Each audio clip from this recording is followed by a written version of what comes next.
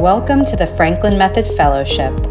I'm your co-host Solange Ross, and I'm joined by my colleague Debora Chasse. We are physical therapists specializing in the pelvic floor. In this podcast, we share our passion for the Franklin Method and integrating it into functional, everyday movements, all forms of exercise, and our physical therapy practices. We also share a love for talking about the pelvic floor.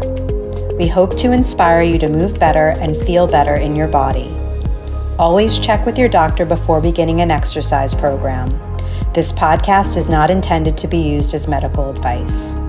Let's grab your Franklin Method balls and bands. Enjoy the show. Hi, everyone. Welcome back. We are in episode 3. We're the Franklin Method Fellowship. My name is Solange Ross, and I'm here with my colleague, Debora Chasse. And today we are going to be looking at the lungs and the diaphragm. And in the last episode, we were looking at the lungs and we were discussing the function and the location, and we tapped, and we just wanted to begin this episode by just our takeaways from last week and how we have been integrating the material throughout the week and the impact that it's had on us. So, Debora, do you want to begin and share what your experience has been? Yes. So all week long, I've been noticing, because we spoke about the trees and how they go into branches just like the bronchioles, right? They go into many divisions of branches, and in between, it's spongy and light. And so then also noticing the light that comes in between the branches. And that's just been, like, oh, here's the tree. Oh, look at the light coming through. You know what I mean? It was just kind of refreshing, reminding me of my lungs. And then the other thing too is I was getting ready to leave immediately after, I'm kind of rushing. And I noticed, oh, my pelvis just feels so flexible as I'm moving and getting ready to leave. And that was pretty neat too, because, we think, well, we're working on the lungs, we should only feel it in the lungs. But in truth, we actually can feel it anywhere in our body because it's affecting our posture and making changes. That was really awesome. Absolutely. I mean, what struck me as we were discussing the lungs and the qualities was just the spaciousness and the space that the lungs occupy in the body. And I kept moving around I love just thinking about the lungs as a mountain and the strength that I associate with the structure of a mountain.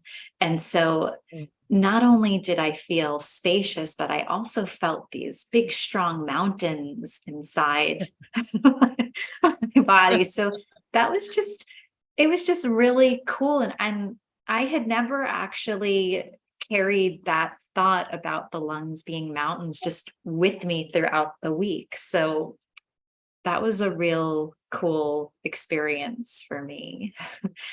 And of course, I continued to have more sensation in the back body, which I had talked about during the episode, that it's not only the expansion in the front and around the ribs, but the lungs occupy so much of the space in the back alongside the spine. And for me to develop that proprioception and awareness in the back, because that's not something that we can actually see.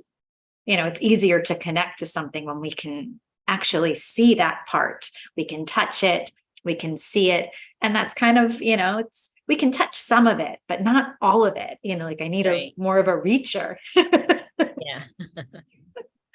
But I was glad that I had that awareness and more sensation back there. That was a really cool experience for me. I love that. I hadn't thought about that, but sometimes I have this brush. It's a dry brush, but it has a long handle on it. And a lot of times I'll come back and just tap along my spine up and down, and I can reach everything that way. Yeah. But there's oftentimes not an awareness of our lungs in the back. I mean, I haven't thought about it much, except when we, do the tapping, touching, etc. So that's really awesome that you were able to integrate that into your day.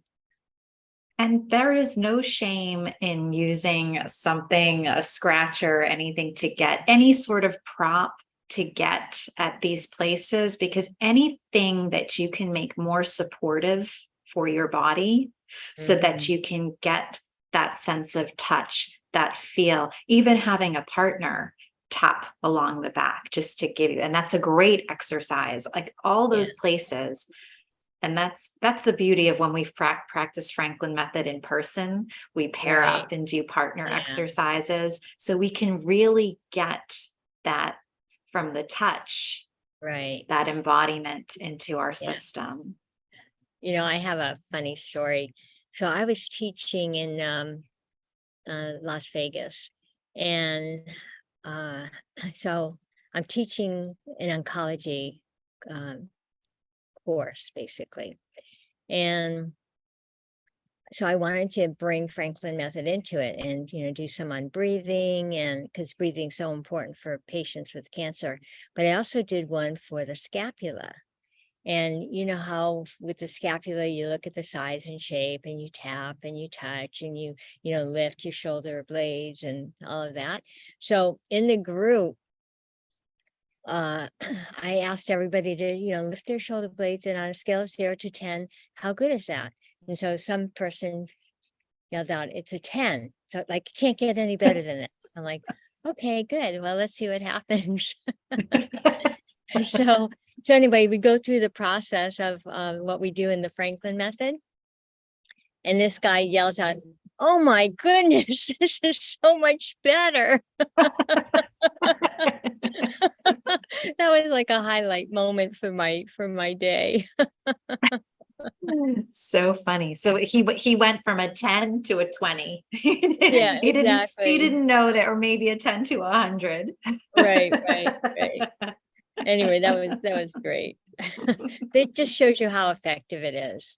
Absolutely. Yeah. And I thought, oh, he's not going to be open-minded at all. So, but then to have him shout something out later on, that was great. Oh, thanks for sharing that, Deborah. Yeah. So we're going to continue with breathing in this episode and looking at the relationship of the lungs with the diaphragm. So the first thing we should do to begin is just have a check-in and notice our body, with the focus being on our breathing. So whatever that means to you, the region in your body that you associate with breathing. And we'll, when count down 3, 2, 1, and we'll check in. Go.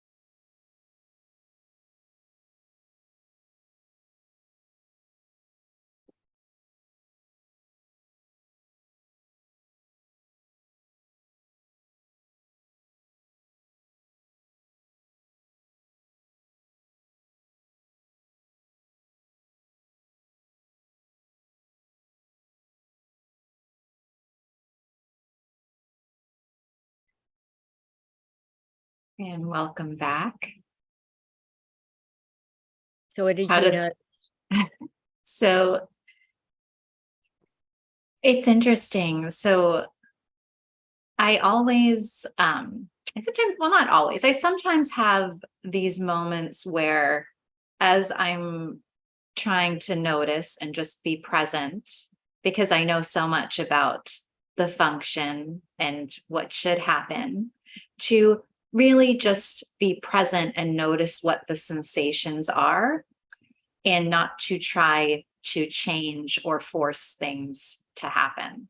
So I try to just let go of all the things that I know, keep my mind and thoughts quiet, and just to get into feeling mode. So I was feeling some stuff around the collarbones. I was feeling some movement coming forward in the chest, around the ribs, and then some movements around the angle of my ribs. And then my thoughts came in and I was thinking, oh, but my lungs are mountains. And that brought my attention to more of the back body. So I was thinking about that. And then there was some thinking involved in terms of just like, what am I sensing around my diaphragm? So that was Yeah. my check-in. How about you? Yeah, mine was actually quite similar, where I was just noticing all the areas where we touched along our body previously, when you were talking about the different places, the sides, the rib angle, the length of the diaphragm and the back body part of it. And I was just so aware of my rib cage just lifting and lowering as I was breathing in and out. And then it took me to my diaphragm too, and just feeling that movement and even feeling it all the way into the pelvic floor and letting, that have its own rhythm too. So it's a very pleasant experience, just refreshing. And it's pleasant to listen to you share your experience. I just relaxed listening to you. I was like, oh. Oh, that's great. And Isn't it I amazing the wanted, effect it has on us?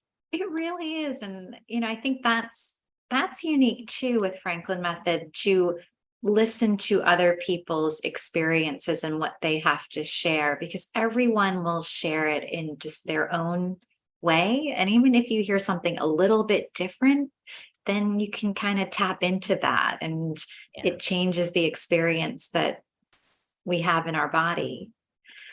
But I Right. wanted to go back to just the idea of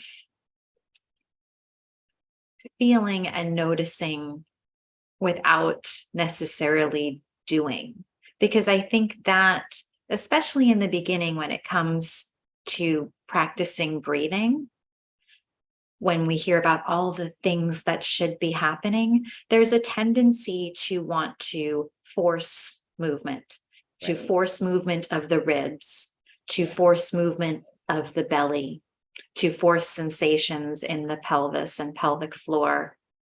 And there's so much to be gained from really just imagining Mm-hmm. and Yeah. using the mind to imagine. And with that image, we sort of get out of our way and just allow the natural function to happen, rather than using different compensations and actions, which can create tension. Yeah. When I'm working with patients, so both for actually everybody needs breathing, but when I'm doing anything working with the lymphatic system, you want to get breathing going, right? Because you want to increase lymph flow into what's called the thoracic duct, which is like right up the body into the venous angle on the left side. And so I do some different types of breathing exercises. And when I follow the ones where that we were taught years ago for, say, lymphedema, I mean, it's great, but everybody has so much trouble doing it. They have a hard time getting it just right, and then they're forcing it. And so once I learned Franklin method, I was like, oh no, this is so much better. It And so really, I use that now instead. Same for the pelvic floor patients. Yeah. it really makes everything so natural. And I think one of the things that I'll share too when I work with patients is when I describe the amount of effort, or when I ask them first, how much effort are you using? And Oh, it's that's a great always like, it's upwards of 70% of effort is what they're putting in. Yeah. And, you know, So then I begin to share with them, like, let's shoot for less than 30% of effort. And That's a that's great always so approach. surprising to them, that like, wow, that the amount of effort of things should be fairly low. It's like a 30% of effort, it's like, how do we even tap into that? And it's kind of the undoing Yeah. versus the doing of things. Oh, I love the way you put that. Yeah. And I hadn't considered that. There was another course that I recently took for people with Parkinson's. And so their goal is putting in a lot of effort, which makes sense because they're driving the dopamine. So that's fine. But to hear you say it, to decrease the effort, I just love the way you express that. That makes a lot of sense because we're not forcing anything. These are natural functional movements that we do. And especially when it comes to working with the pelvic floor, when we force things, we can end up putting excess pressure going outward on the abdominal wall and excess pressure going down Yeah. on the pelvic floor. And Right.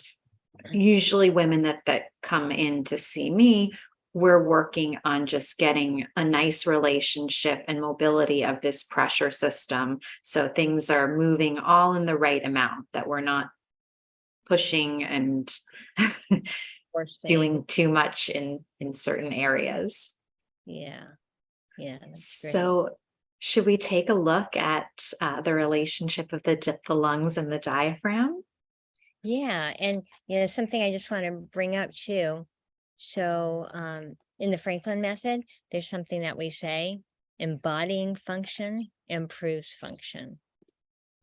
And isn't that just so true? Because what we're talking about is embodiment. And so just to embody the function to improve our function. And that's what we experience. And that's what we're here to share too, is our experience with patients, our experience for ourselves, and our experience with the Franklin method. Absolutely. Embodying function improves function. Mm. Say it out loud. Write Mm. it on your notepad. Right, right. Imprint it in your mind. Mhm. Right. All Yeah. right. So, do we have an image of the diaphragm that we can look at? We do. This is going to be the diaphragm, and this is going to be our lungs. Got to use your imagination, right? Because when we breathe in, look at how it expands. Oh, it even goes above the rib cage. All right. So as we breathe in, the diaphragm does what? So our Diaphragm does. diaphragm, and first what I'm going to do is I'm going to to outline the diaphragm. So it attaches to the lower 6 ribs, so around the angle of the rib cage. And then if we go all the way to the back to our lumbar spine, and then it has 2 what they call crews or legs.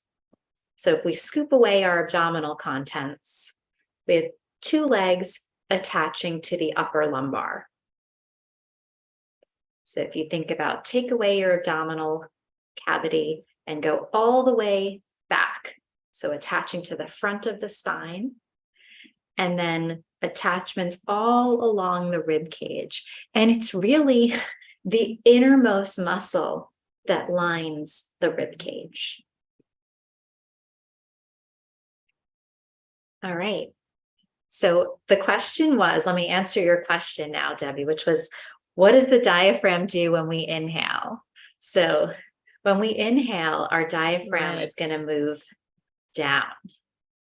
So if you want to bring your model back up and show the diaphragm moving down and that nice expansion of the lungs. Inhale, diaphragm down, lungs expand. Exhale, diaphragm up. There we go. Inhale and exhale.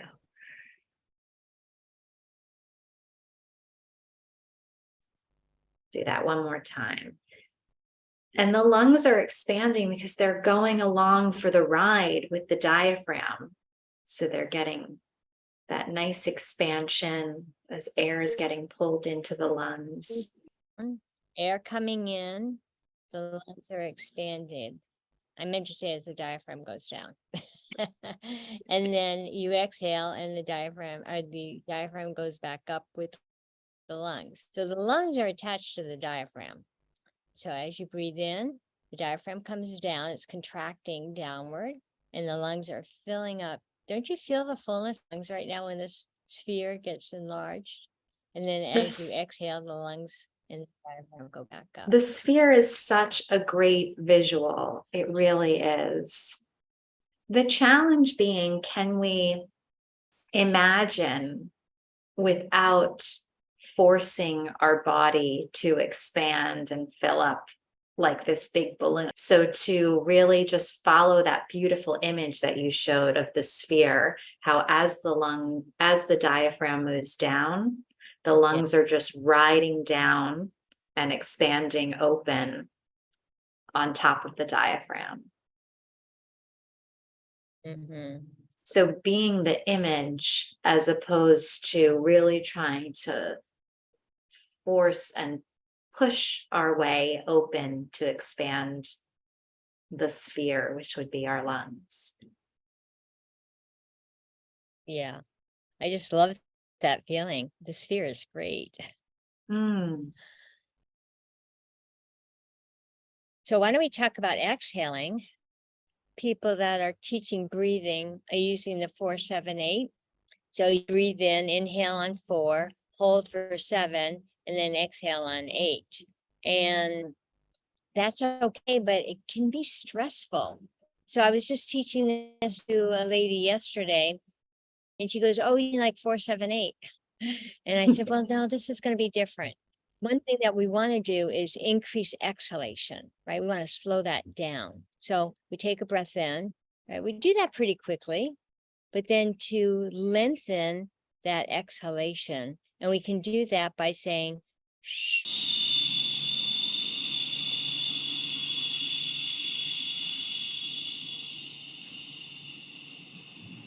And see how long we can do that. And what it does too, is it increases the parasympathetic nervous system by increasing our exhalation. So let's do that together. We're going to breathe in.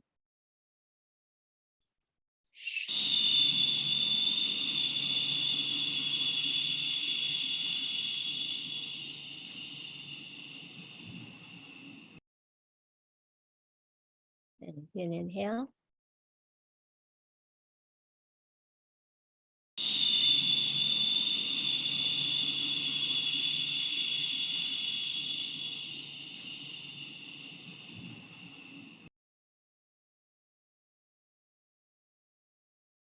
I really love this exercise so much. I know when I start just a breathing practice for myself, I notice that I have this big inhale, but my exhale seems shallow. And first I have to stop judging that and just be like, okay, you're coming into your practice. Your breathing is going to change as you move through the practice. Yeah. But then, like, I've done different stuff where I'm trying to match the length of inhale to exhale. And I agree with you, that often becomes stressful. And sometimes I've even practiced where there's a inhale and then a retention and then an exhale and then a hold on empty and then an inhale again. And I often, as I'm trying to count, I do feel like I'm fighting with my body. It's like some sort of argument. And it's so beautiful that with the shh,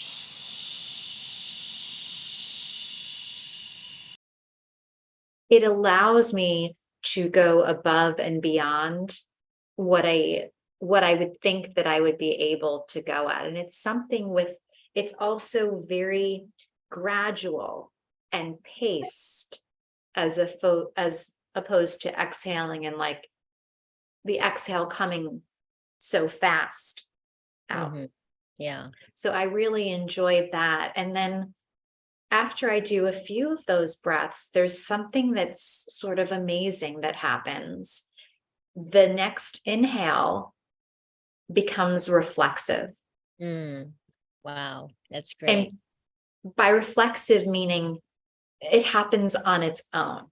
So I'm not doing the expanding of ribs in certain areas. It's like I have expelled my air, and then I'm just receiving the sensations from the air coming back in. Mhm. And Yeah. that's something I love when I get to that point, because I can really feel that I am embodying the function and I'm not forcing it. Uh, this past week I was rushing, and I noticed that when I'm rushing, I'm not breathing. Or if I'm talking too much, I'm not breathing. So I was driving when I was realizing this, and I thought, oh, I'm just going to exhale and say, and I did it the whole way to my destination.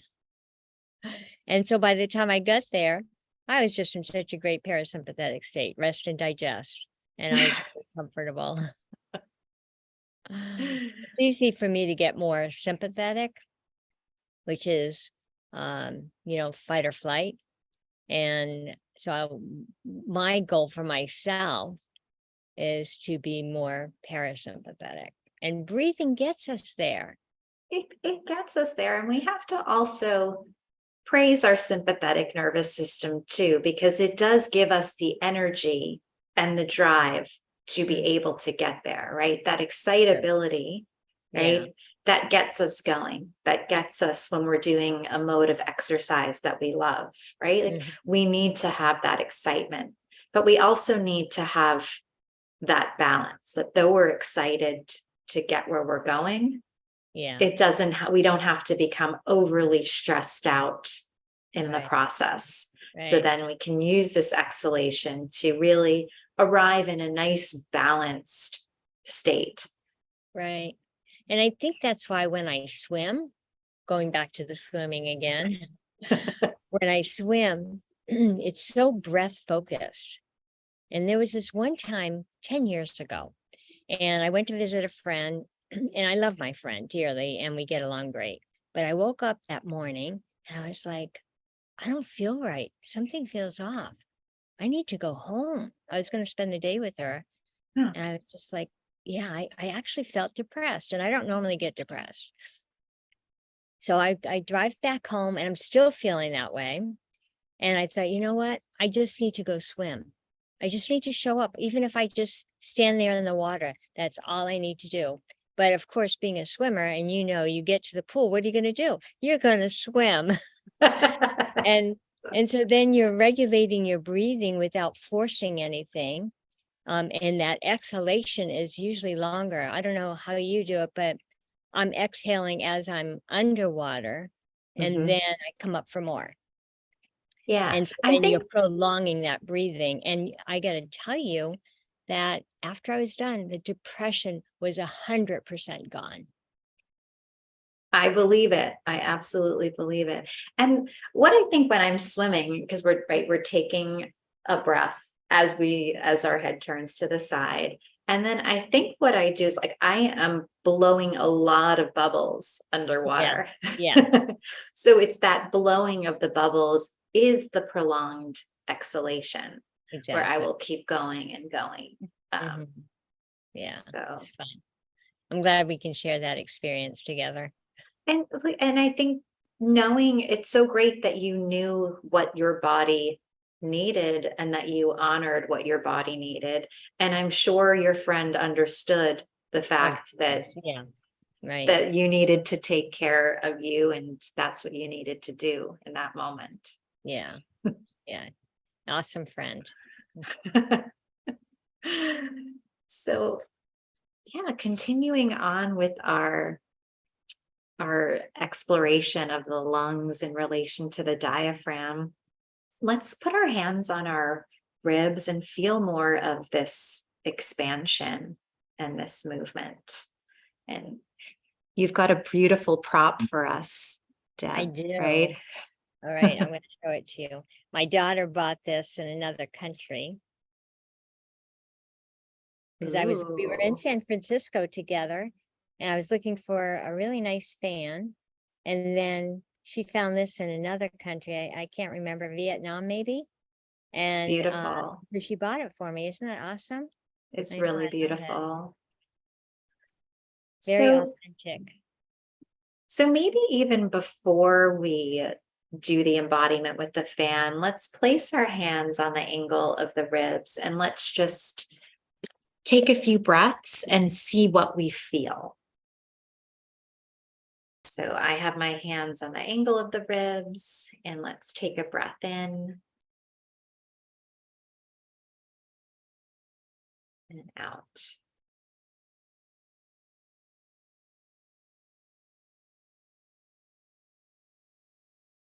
And there's no right or wrong answer here. So as you're practicing along with us, what you're feeling is absolutely great.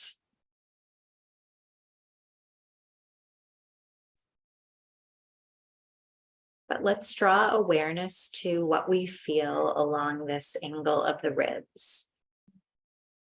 Do we feel ribs moving forward into our hands? Do we feel ribs moving out to the side a little bit?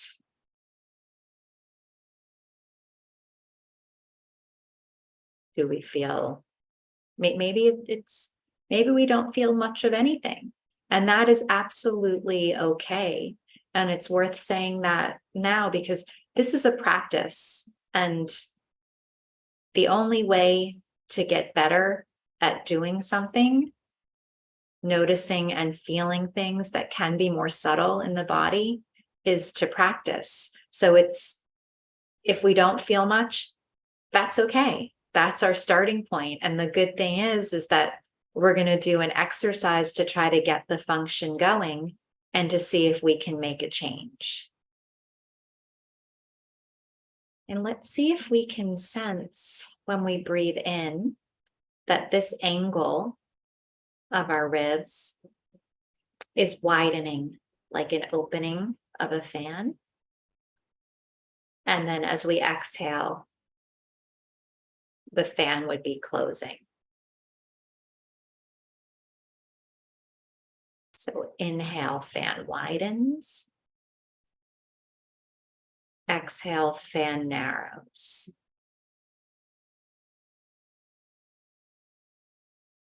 Inhale, fan widens. And exhale, fan narrows.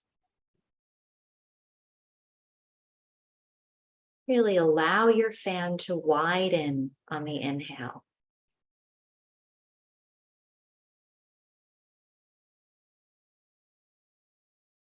Narrowing on the exhale. One more time. Inhale, fan widens. And exhale, fan narrows.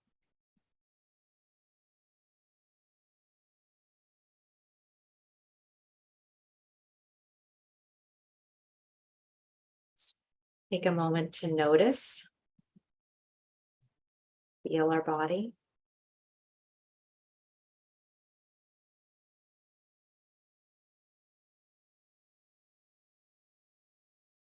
So I'm dying to share this. The first thing that I'm drawn to is, ready, Debbie? Ready for this?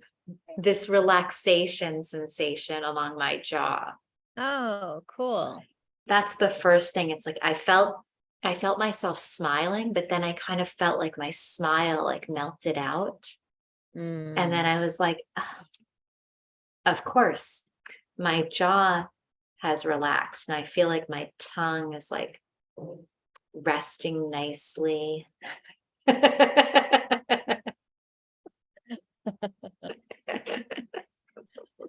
That's what it reminded me of because it mirrors our rib angle, right? But I Absolutely. didn't mean to interrupt your story. Go ahead. Continue with it. It just came to me. But it was just so interesting, right? Like, what do I notice first? And that was the first sensation that came up. And then the second is just like an overall body sensation of ease. I feel like like it's like easy to be sitting here having a conversation with you. Sometimes when, we are on a Zoom meeting, right? Right. Like if we were in a work call, it might be hard to like sit and participate in a call for a long time. But like I just feel like it's easy. I feel this sense of ease. Like I could be here for another hour. I know. And I do have to tell you that as you were saying that about your jaw and your smiling and your muscles, all of a sudden I could feel that in my jaw, especially right under here is where I felt it. That's why I brought the fan out to show the expansion. Right. So even if we do that, right, if we breathe in and out.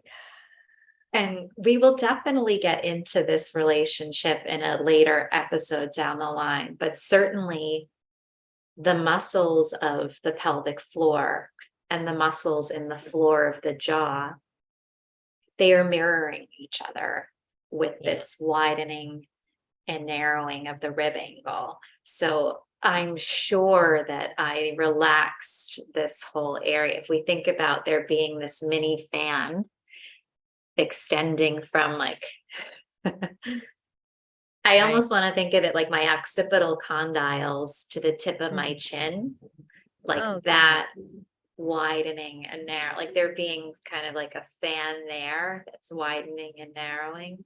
yeah, that's beautiful. That's kind of what was going on with my process there. But we will down the line, so be prepared that that is coming. It's in the works. We have so much to share with you.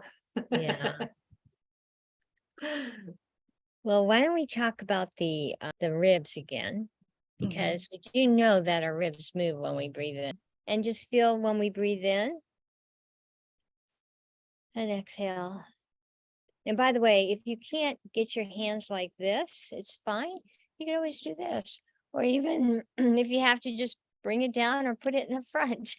It doesn't matter because your brain is interpreting what it is that you're experiencing. So I'm going to put Absolutely. my hands like this and just feel my ribs breathing in and they're lifting and exhaling and breathing in, ribs expanding, and then the ribs lowering as you exhale. And breathe in again. I just had a beautiful image that came to me, Debbie, as I'm listening to you talking about the ribs expand. I had the image of us dropping a stone in a pond, and Oh, then the expansion of the rib being like the ripple that's that awesome. that comes out. So that ripple being that like I feel some movement forward, then I feel some movement out into the sides, and then I also feel this movement around the back. So as I That was is listening to you, fantastic. that beautiful image popped into my mind, and I was like, I have to share this. I love it. I can't keep it to myself any longer. Yeah.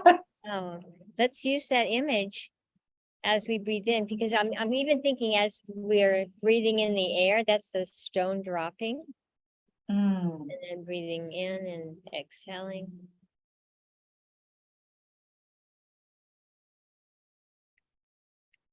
And that there's something so natural, like when you drop the stone and that ripple just happens, the Mm-hmm. organicness of that unfolding, that it's not like this forced push, but it's kind of just a nice concentric circle that happens.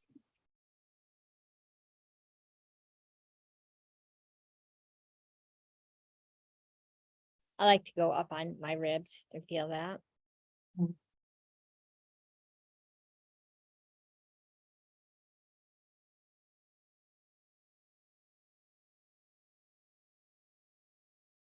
So I have a great image here. There we go. Show the pretty colors. Ooh. So think of the stem of the umbrella being like our spine, right? And so when we breathe in, the umbrella lifts, and then when we exhale, it lowers. So breathing in. And just so that people aren't confused, the umbrella is the rib movement of what we're talking about, and not the diaphragm movement, because we don't want to confuse people. We're talking about ribs and rib movement and what we can feel in the ribs. Thank you for clarifying that. All right, so we'll breathe in, ribs are lifting. And as we exhale, ribs are lowering. And again, breathing in, ribs lifting. I love that. And I think the experience, we've all had the experience of using an umbrella. So that's something that we can tap into, like that movement of that umbrella shape. And how that's really, it's 3D. Yeah. You know, it's interesting, with the umbrellas. So you mentioned the experience. You know how there's a button you push and it pops open? And then when you try to close it, it takes more effort to bring it down. So I'm just thinking about the inhalation it's quicker than the exhalation.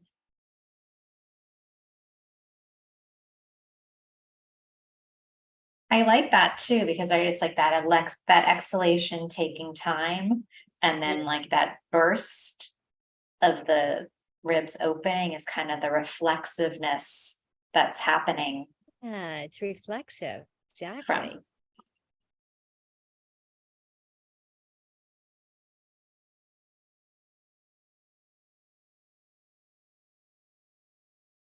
And I encourage everyone to, as they're noticing and feeling and using this image of the umbrella opening as the ribs with the inhalation, and then closing slower with the exhalation, to really try to dial the effort down so that we're really just imagining and letting by following the image, letting our body just use whatever is necessary to get that action happen in the right amount.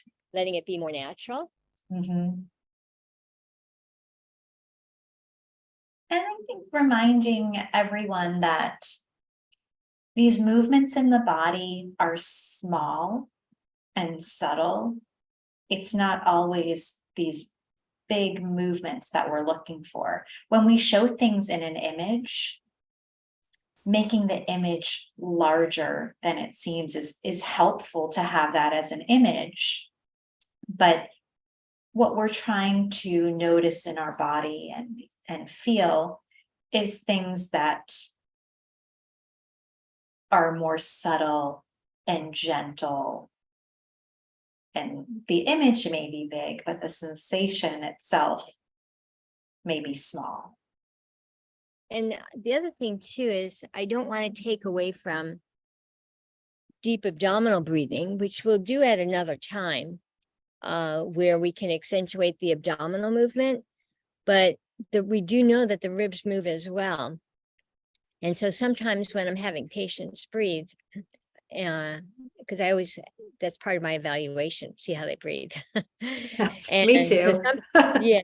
Some people will really breathe in with the ribs, and that's all that's moving. Their abdominals aren't moving at all. And then there's others who will force their abdominals. And what they're doing is they're putting pressure into the pelvic floor, causing other health problems. So we need to have a balance. And that's what I love about this, is by using these images. So I love how when our brain connects with that, how we're able to improve our function. And that's neuroplasticity. That's really what we're doing. Definitely. I wanted to share before we move on. I was just thinking, so when this is many years ago, my younger self, when I worked in a practice, and we were not evaluating breathing this way. It was very much focused on what I needed to do to get through the pelvic exam and everything around that exam. And diaphragmatic breathing was given in a handout. Mm, wow. And we've come a really long way. And that never made sense to me, that, you know, the patient coming in and getting this evaluation, and then diaphragmatic breathing being something that was given as part of a handout with their home program, without having made different assessments about what was happening in the ribs, what was happening in the abdominal wall, and then what was happening in the pelvis. It was kind of just this pelvic floor muscle evaluation given in isolation.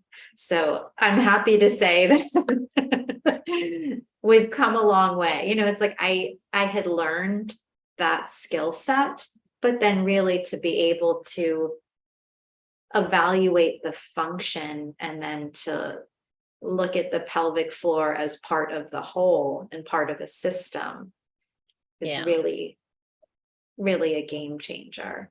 Yeah. Right. So I hope what we felt was this 3D movement. I know I was sort of getting this whole sensation of movement around my rib cage. And what we're going to look at is how the diet, so if our ribs are moving forward, sides, and back, and our diaphragm is attached to the ribs, our diaphragm is going along for the ride with the ribs. So in addition, as it moves down with inhalation, when we breathe in, we're getting this external rotation, this outward movement of the two hemispheres of the diaphragm. And then when we breathe out, we're getting this internal rotation. So let's practice that together. So where my hands are, this is modeling our diaphragm in front of our lower 6 ribs, but we're really imagining that we're inside. Even though our hands are placed in front of the body, we're taking our mind's eye inside. And when we breathe in, the diaphragm moves down, and we're going to get this external rotation. And when we breathe out, it's going to move back up, and we're going to get this internal rotation. Breathing in, down, and rotating out. Breathing out, up, and rotating in.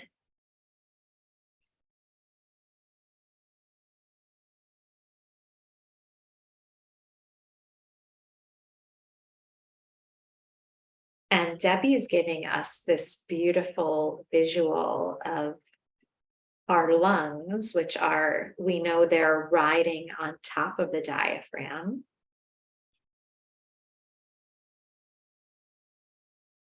So we're going to integrate in a moment the relationship of our lung with this rotating out and rotating in.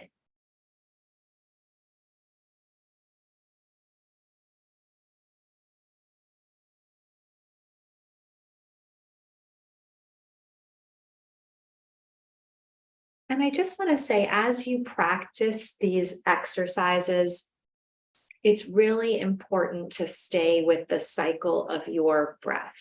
So your inhalation and your exhalation.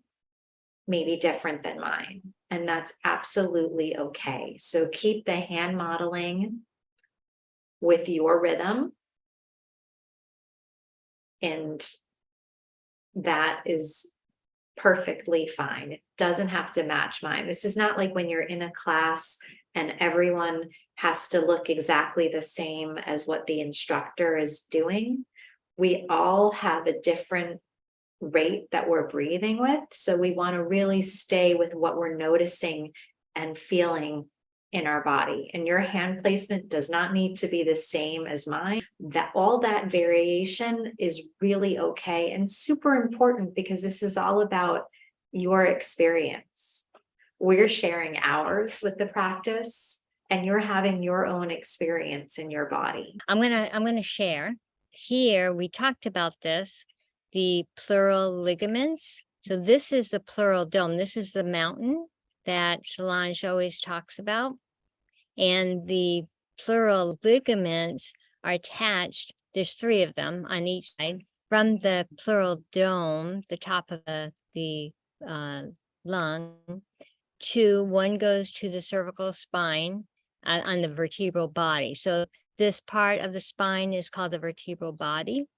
And then another one goes to the facet. So it's the angle here that juts out. And then another one goes to the rib, which we can't really see very well. So anyway, that's anchoring our lungs, right? And so we just talked about, and I'm going to take this out now, stop share. And I think too, for All people right. just to, if people haven't listened to our last episode, it's worth going back and listening to that, where we really outline where the lung is, and especially how the top of the lungs, we can feel that behind the collarbones, and it goes above the first rib, which was so beautifully shown in that picture. So definitely going back, that's a must listen for people. So the pleural dome is anchored at the top, and there is a full lung expansion when we're inhaling, right? We're trying to, and so what happens is as we breathe in, the lung is coming down and it's externally rotating outward, that we're getting a spiraling effect. So just focus on one side. You could use a rolled towel too. So if you just take a hand towel, and then as you breathe in, it spirals outward, and then back inward, and in, and out. I'm focused on my left side, and in, and out. And oh, that feels so good, doesn't it? That spiraling. And It does. inhale. So this is my ligaments here, And there you go. going to the cervical spine and anchoring the top of the lung. And then at the bottom lung, so because it's so anchored at the top, it's not going to get that mobility that the bottom is going to get. So that's where the bottom, it's going to slide down with the diaphragm and then externally rotate and get that spiraling. Let's notice that side. Yeah. Yeah. So if we bring our arm up on that side and take a breath in after you bring it up, just kind of notice that compared to the other side. Different. My left arm is much heavier. Definitely. Yeah. I have this, we did different sides, but my left arm is much, much heavier. Stand on the right.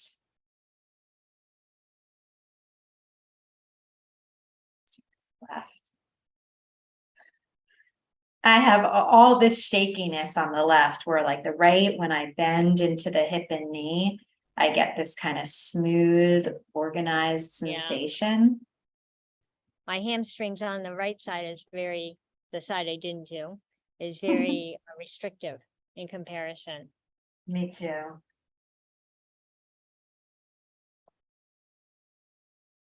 I also wanted to share what was interesting for me, because one of the things that I'm personally working on is I have some tightness on one side of my obliques that can kind of like pull me into a rotation. And what I noticed with breathing, when I was breathing into this side, is that as I'm breathing in, my obliques feel lengthened. Wow. So it was just such a great, it was such a great sensation to feel, because this is something that like I'm sort of working on separately and, through a different modality. And then to be able to take Franklin method and create that experience of what I'm working on is just so wonderful. Do you like to do the other side? I do want to do the other side. We should definitely do the other side. Would you like to lead doing that side? I will. I've switched my lung around. So I have the yellow version. Yeah, and I'm going to do the sponge this time, just for a different image. So then we'll imagine the connections from the top of the lung going to the neck, so that we have that nice anchoring from the top. And then when we breathe in, the diaphragm is going to go down. And then we're going to get that rotating out. And then rotating in as we breathe out. So we have it anchored at the top and the bottom, we're getting that rotation. So we're getting that spiraling.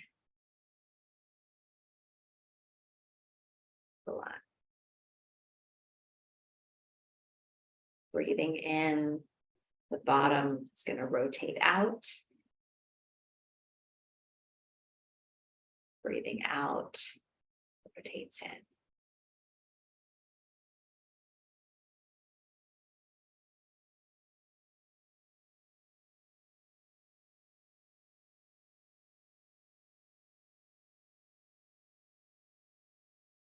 So relaxing, isn't it? Yeah. I just love that. It feels so open right in here, right? Because that's where we're getting that twisting.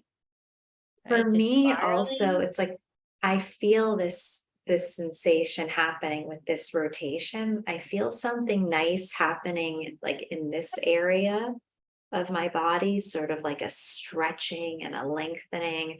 Do that one more time at your own pace, breathing in, feeling the lungs spiraling out, and then in.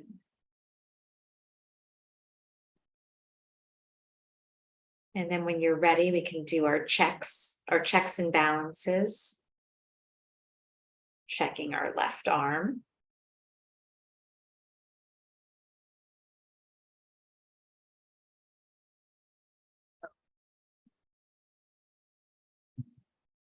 Ah, Much better. better. Yeah.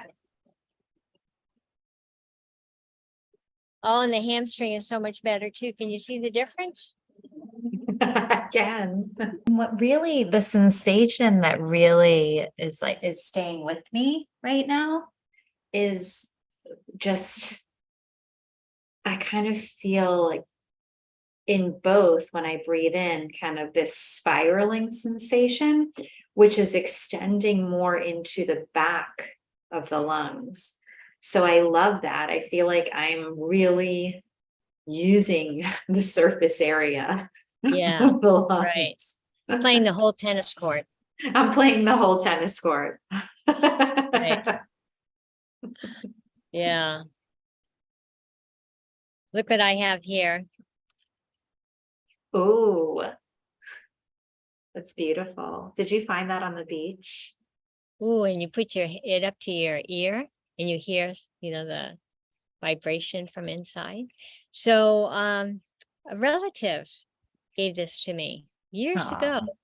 And it's so beautiful. I never wanted to get rid of it. But you know what it reminds me of? Is when we breathe in, I like to imagine the air spiraling into our nostril. So if we just focus on one side, I'm going to focus on my right side and breathing in, air spiraling in and out, spiraling out. And in and out.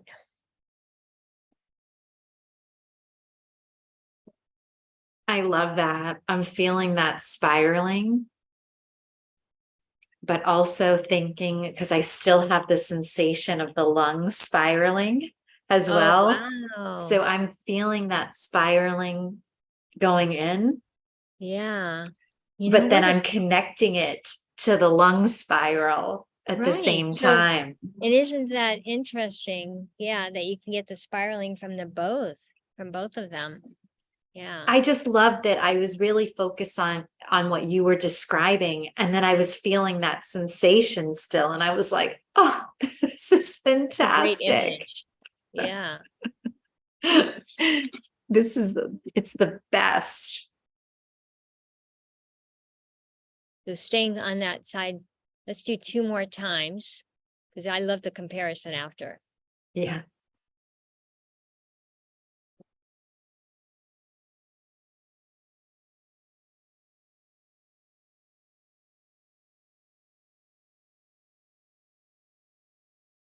And then for a comparison, I usually just use breathing in through my nose. So breathe in through your nose. And notice the side that you did.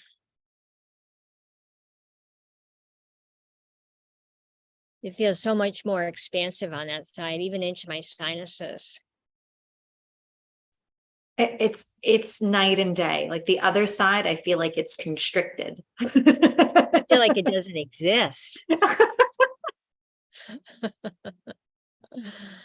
I also think what's incredible too is one of the first things that I noticed on this side was just my whole jaw was relaxed and dropped in comparison to the other side. So I was sort of just feeling like this melting sensation that was extending down to the lung. Wow. I hadn't thought of it like that. And it was just so, like, especially after just practicing the one side, it's like I just felt this difference between one side of my face to the other. It was really remarkable. Yeah. Well, this is a very efficient way of breathing too, right? Because that's what we want to look at is how can we be efficient in everything that we do without straining and stressing? I don't know about Absolutely. you, but I really want to do my other side. I do too. So air spiraling in Mm. and out, spiral out. And air spiraling in and out. And air spiraling in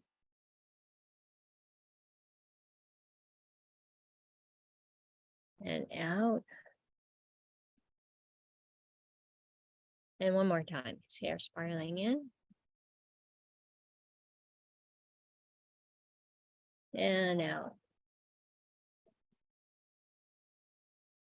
Wow, I feel such a lift in like in between my lungs right now, right in here. My heart is lifting. Mm.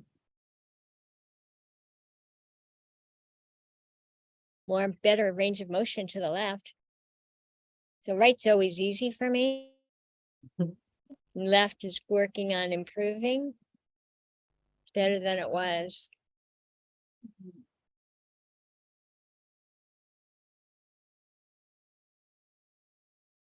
I have And I this just beautiful, thinking of a lifted heart. I was really feeling the heart being lifted by the lungs. And that's something that I don't know if I had ever quite felt it in that way before through any of my heart or lung practice. It was really just like this like support and embrace by the lungs, which was amazing, given that we didn't really do much for the heart, right? Although Right. we know, Yeah. right? Well, but though we know that the heart is connected to the diaphragm, and everything that we're doing with the lungs and the diaphragm is going to influence the heart. Of course it is. And the other sensation that I wanted to share is just, I have such a beautiful, relaxed feeling around my jaw that Mhm. from that spiraling in Oh, and wow. connecting that spiraling in to the Yeah, lungs. that's great. Hmm. Hmm. So I think it's time to wrap up for this episode. It's been a beautiful practice with you, Deborah, and with all of you that are joining us today. I hope we have improved your breathing, we have improved your mood, and you will take some of these exercises and integrate them into your day and find many opportunities throughout the day where you can improve your breathing, and just to Yeah, be aware and notice that. right. Yeah, so important, the breathing. And wherever we go, if we're in a good space with our breath, we actually bring that to others. Have you ever noticed that? And you know what Absolutely. picture it reminds me of is when my first grandbaby was born, and mom and dad would eat. And so I would hold the baby, which I didn't mind. Actually, that was why I went. So I could hold the baby. And so I would kind of lean back in a reclining chair and just have her on my chest. And then what I Oh, found was that our breaths were connecting, right? She was asleep and just following my breathing. And I just focused on my breath as I was holding her. It was just so lovely. So oh, just take your breathing everywhere you go and bless others with your uh, breath. what a beautiful message. Yeah. All And right. thank you so much for joining us. And Solange, it's so wonderful working with you. I love it. Me too. I feel the same as well. We'll see you guys next time. Bye. Bye. Thank you for joining us. We hope you enjoyed the episode. Please like and subscribe to our YouTube channel, and we would greatly appreciate it if you would leave us a review. You can also become a patron of the podcast. Join our patron program to get access to movement practices from each episode, bonus episodes, and Q&As where we answer any questions you have about the practices. We look forward to practicing with you and continuing to share our passion. As we say in the Franklin method, better information leads to better navigation. Keep practicing, and we'll see you next time.